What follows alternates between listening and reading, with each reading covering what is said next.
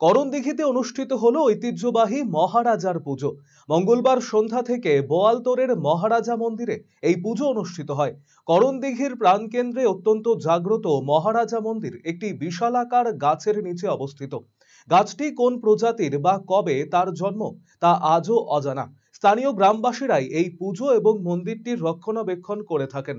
উদ্যোক্তারা জানিয়েছেন, মহারাজা বাবার মন্দিরটি 1950 সালে স্থাপিত হয়েছিল। এই পুজো তারও অনেক আগে থেকে হয়ে আসছে। এই পুজোর বিশেষত্ব হলো এখানে ভক্তদের ডেকে তাদের মনোবাসনা জানা হয়। অত্যন্ত জাগ্রত এই দেবতা ভক্তদের মনের ইচ্ছে জেনে তার প্রতিকার করেন। মনোবাসনা পূর্ণ হওয়ার পর ভক্তরা পায়রা কিংবা পাঁঠা সমর্পণ করেন।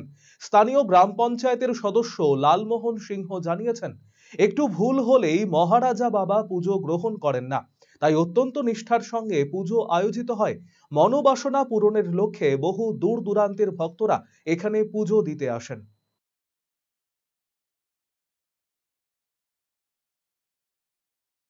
মহারাজ বাবার পূজা হলো। আচ্ছা, এটা কত বছর ধরে হয়? এটা আমরা বলতে পারবো না, অনেক দিনের থেকে আমাদের পূর্বপুরুষেরা করেছিল। আচ্ছা, এটা কিভাবে শুরু হলো আপনাদের কিছু জানা আছে? আমরা তো বলতে পারবো না। আচ্ছা, তো এখানে পূজাতে কি কি অনুষ্ঠান হয়?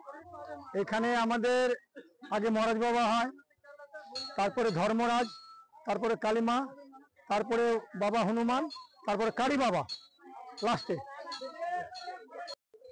এখানে আমাদের মহারাজা খুব জাগ্রত। আচ্ছা, তো এখানটাতে কি ভর টরও উঠে এরকম দেখলাম আমরা? হ্যাঁ, খুব ভর উঠে। ভর উঠে যারা মানত করে আসে দূর দূরান্ত থেকে, তারা মনস্কামনা করে ভর যে উঠেন, হ্যাঁ, মহারাজ বাবা তাদেরকে সবকিছু সমাধানের জন্য বলে দেন আর কি। আচ্ছা, কোথাকার লোক আছে এখানটাতে?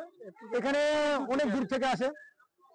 গতবারে ইসলামপুর থেকে আসছিল, কালিয়াগঞ্জ থেকে আসছিল, বিভিন্ন জায়গা থেকে আসে।